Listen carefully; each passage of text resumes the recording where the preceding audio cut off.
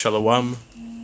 All praises, honor, and glory unto the Most High Yahweh Basham Yahweh Basham Racha Kodash. Double honors to the elders and the apostles of the Great Millstone, and salutations to all you sincere Akiam.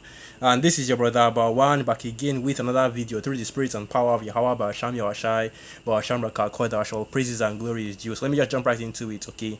Let me go to the main points. Let me just get this one in the book of Romans 9. Let me start from here. So this is the book of Romans 9, verse 9. Not as though the word of the Most High, Yahweh Hashem Yahweh, have taken none effect, for they are not all Israel which are of Israel. Right, reading like that, you guys see now. But let's be more serious. Romans 9, verse 7. Neither because they are the seed of Abraham are they all children, but in Isaac shall thy seed be called. That is, they which are the children of the flesh, these are not the children of the Most High, Yahweh Hashem Yahweh, but the children of the promise are counted for the seed.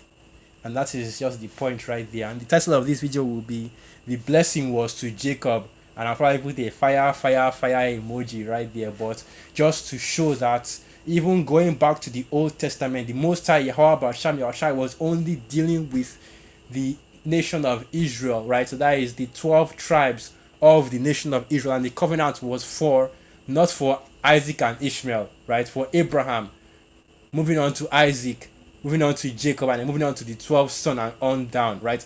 That was who the covenant was for. So the covenant that the Most High Yahweh Hashem Yahweh gave to Abraham was for a certain lineage, a certain seed line, and that is the seed line that went through Abraham to Isaac to Jacob and then to the 12 tribes of the nation of Israel. Okay. So let me also get this next precept. Just let me also get the next precept because whenever the men of the Lord, right, starting from the apostles on down, go into this and bring out the simple facts that the men of that's the covenant that the Most High Yahweh Hashem Yahweh, the scriptures, right, the covenant, the promise, the giving of the law. Let's go to that in the book of Romans, the 9th chapter once again, right? Because I didn't read that part. I just jumped to the part that I wanted to get. So Romans 9 verse 1. I say the truth in Hamashiach, I lie not, my conscience also bearing me witness in the Holy Spirit, that I have great heaviness and continual sorrow in my heart. So these are the words of the Apostle Paul. So now Romans 9 verse 3. For I could wish that myself were accursed from Hamashiach for my brethren, my kinsmen according to the flesh, who are Israelites. Okay, that's the main point right there. And he said his brethren. And this is what we always say in the Great Millstone, that when the scriptures say your brother, when the scriptures say your neighbor, it is speaking about an Israelite, right?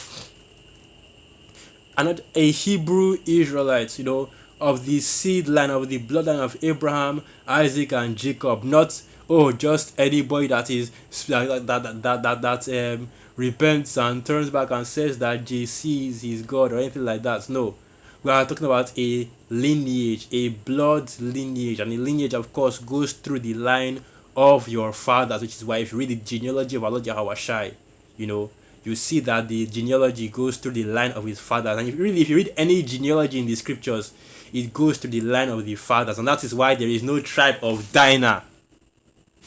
And I'm sure that, I know you Christians, and the funny thing is that even you Christians completely forgot that there was even a person that Jacob had 13 children, right? Now, a daughter named Dinah. You don't remember that one because, of course, the bloodline once again goes through the fathers. And these small hearts they say that the bloodline goes through the mother. If that was the case, there would only be one tribe, which is of course the tribe of Dinah. But since that is not the case, that's why you have the 12 tribes, the 12 patriarchs. Okay, just it's something to just get off my chest here, because man, the doctrines that are pushed in this kingdom, because Esau is in rulership, it really balls somebody's it really pisses somebody off, really grinds your gears, really makes you annoyed, seeing the words of the scriptures, the wisdom, knowledge, and understanding of the Most High, Yahweh Hashem Yahweh, taught with such blatant dishonesty. So now, continuing on, Romans 9 verse 4, who are Israelites to whom pertained the adoption and the glory and the covenant and the giving of the law and the service of the Most High, Yahweh Hashem Yahweh, and the promises, right? The Apostle Paul's kinsmen according to the flesh, right? The house of Jacob, okay? And I know that, over there in Esau has completely destroyed the understanding of what it means to be a kinsman, right? Umuna, that's what you call it here in Nigeria, where you talk about Igbo. And that basically means your family people, right? That means your tribesmen, your family people. So basically the idea is that, well, for the most part, all of the nation of Israel, right? Northern kingdom, southern kingdom, whatever tribe, that is the kinsmen that the apostle Paul is speaking of right here, and it's only the nation of Israel according to the flesh, of course, meaning that bloodline through the line of your fathers. Once again, that's why we say that, oh well, you could have Jake that look like every type of people on the earth, because of the mixing of let me not say mixing, but because of the dealing with the hidden women, okay? That's why you have Jakes that look like Edomites, Jakes that look like Moabites, and so on and so forth, okay? There is no such thing as seed mixing. You are whatever your father is. That's another thing that really pisses me off about this kingdom. When you hear somebody say, I'm mixed, I'm mixed with Irish and Congolese or some shit like that, there's no such thing as mixed. Okay, you are whatever your father is. So let's continue reading. Now, Romans 9 verse 5. Whose are the fathers? Okay, whose are the fathers, not whose are the mothers.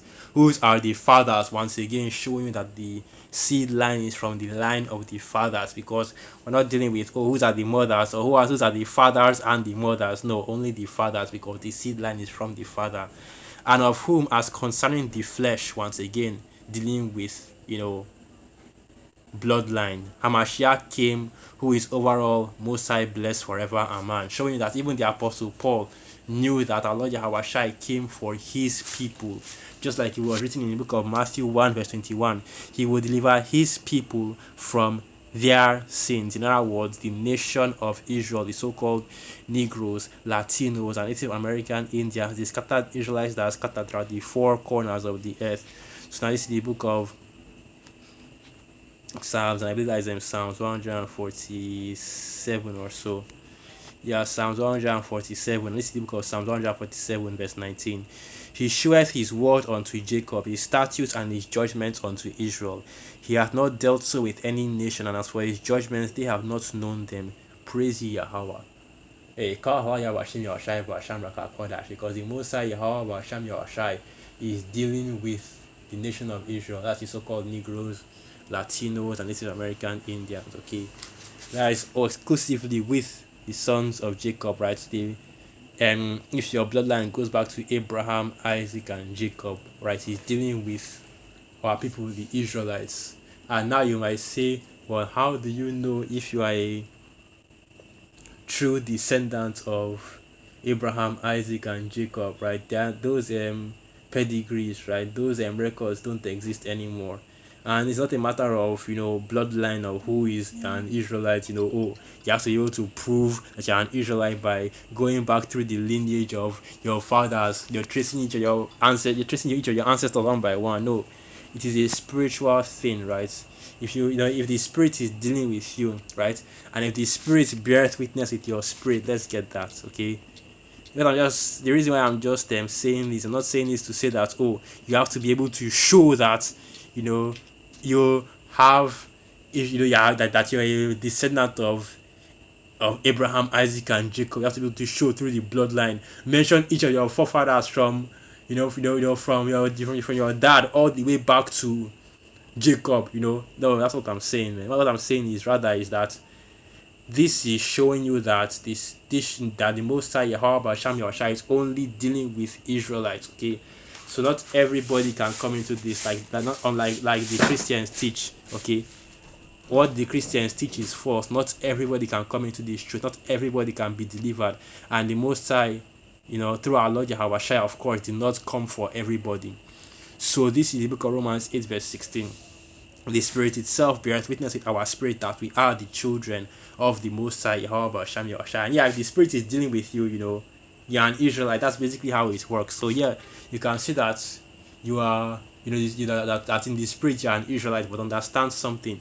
For you to be a spiritual Israelite, you have to be a blood Israelite as well, or a physical or a carnal, not carnal, but in an Israelite by the flesh as well. In other words, of the seed of Abraham, Isaac, and Jacob. And that is why through faith, right, the absence of things seen, or the product of things hoped for, right, through faith we believe that we are the Israelites, because brothers can't show you, okay, their pedigrees, right? They can't show you their, ancestry.com and show you that this is my forefather going all the way back to Jacob. No, right? So this is the book of Hebrews 11 verse 1. Now faith is the substance of things hoped for, the evidence of things not seen. For by it the elders obtained a good report. So brothers can't show you the bloodline, their ancestry.com, and show you their family tree all the way back to Jacob. No. What we believe in it based on faith. Okay, so we believe through faith that we are the Israelites. We believe through faith that we are the sons of Abraham, Isaac, and Jacob through, faith. Okay, and the Spirit itself, once again, is bearing witness with our spirit and showing that our faith is not what's what I'm looking for right now, that basically our faith is not vain, right, pointless, fruitless, that it not just came out of nowhere and doesn't have any actual proof for it, right? Because where else are you able to get such high quality understanding, right? Where else are you able to get the 100% truth of the Most High Yahweh Hashem Yahushai? You have to say it in a fancy way to market this word, but where else can you get the 100% truth of the Most High Yahweh Hashem Yahushai? Where else are you able to gain the true understanding or the full understanding of the scriptures, okay, outside of the Hebrew Israelites? And the answer is nowhere else, because the Spirit is showing that, hey, the Most High Yahweh Hashem Yahushai is dealing with us, whether you want to accept it or not, dread it, run from it, okay? The Most High Yahweh Hashem Yahushai is dealing with the Hebrew Israelites, and every day that goes by, you see more proof of it, because who else is showing you, right, that everything that is happening on the earth is all according to Keikaku, all according to plan.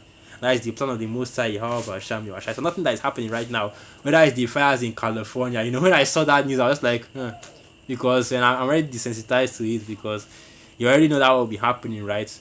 Let me see if I can remember that. I can remember the precept. The scriptures even talk about it, that there will be fires, breaking out in the green. I think I'm forgetting. And is it fire to breaking out in the green? I've forgotten the exact precept that is in. I can't remember the exact precept. Yeah, I can have to bear with me. Like, I know that there was a precept, and I brought out that precept before, going into fires breaking out.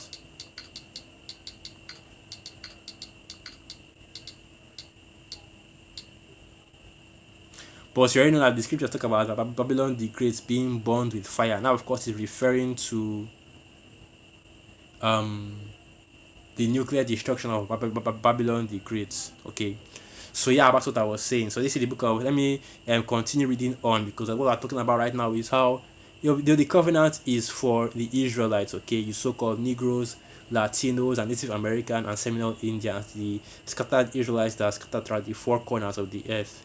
Genesis 28 verse 12. Let me start from the top. Genesis 28 verse 10. And Jacob went out from Beersheba and went down toward Haran. And he lighted upon a certain place and tarried there all night, because the sun was set. He took of the stones of that place and put them for his pillows, and lay down in that place to sleep. And he dreamed, and behold, a ladder set up on the earth, and the top of it reached to heaven. And behold, the angels of the Most High, Yahweh Hashem Yahushai, ascending and descending on it. And behold, Yahweh stood above it and said, I am Yahweh, the power of Abraham thy father, the power of Isaac.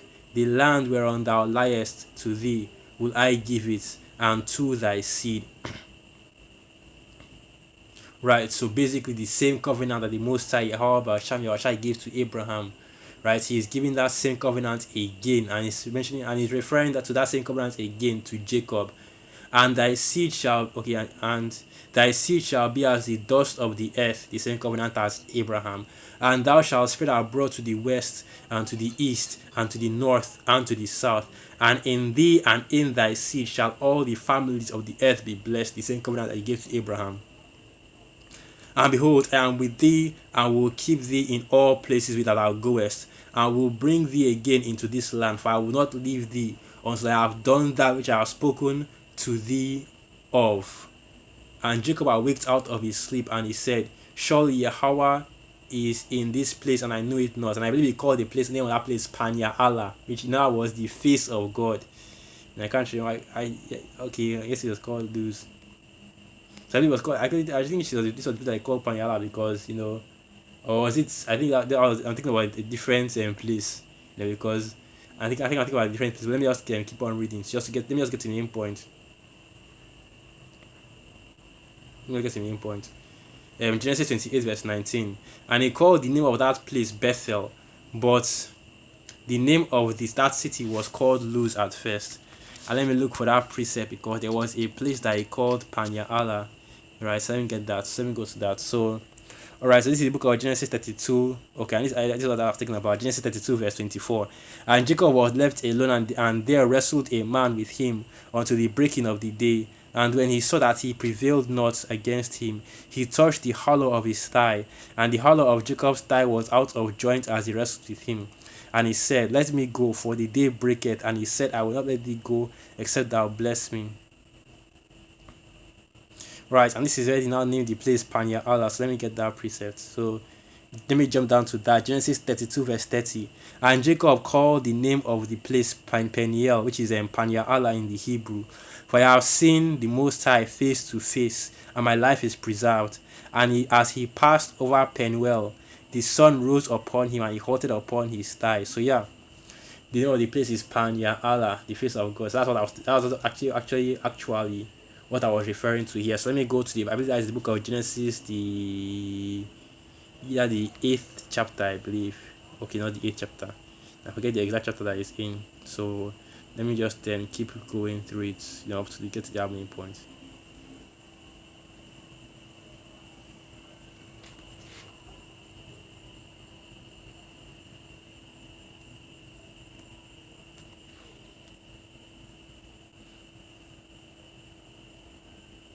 Here it is. So this is the book of Genesis 17 verse 1. And when Abraham was 90 years old and 9, Yahweh appeared to Abraham and said unto him, I am the Almighty Power. Walk before me and be thou perfect. And I will make my covenant between me and thee. I will multiply thee exceedingly. And Abraham fell on his face and talked with him, saying, As for me, behold, my covenant is with thee, and thou shalt be a father of many nations. And I think that's what Abraham means, right? That's from I think his first name was Abraham. The first name was Abraham, which is basically father of a multitude, right? Abraham, and then the next name was Abraham. Now and now I'll be sleeping on the Hebrew. But the name is Abraham, which is the father of the multitude. So let me just check. Let me just go to that. Abraham, that is in the Hebrew, right? The Paleo Hebrew, not this modern Hebrew. Because you go to this modern Hebrew, they'll probably call him Ibrahim or something like that. Ibrahim or something like that. What the Arabs call him, because that's what the Arabs call him, Ibrahim.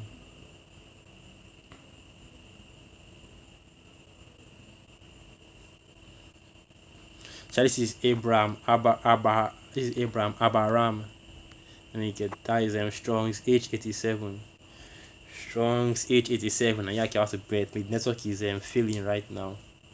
Yeah, just normal. It's taking a long time.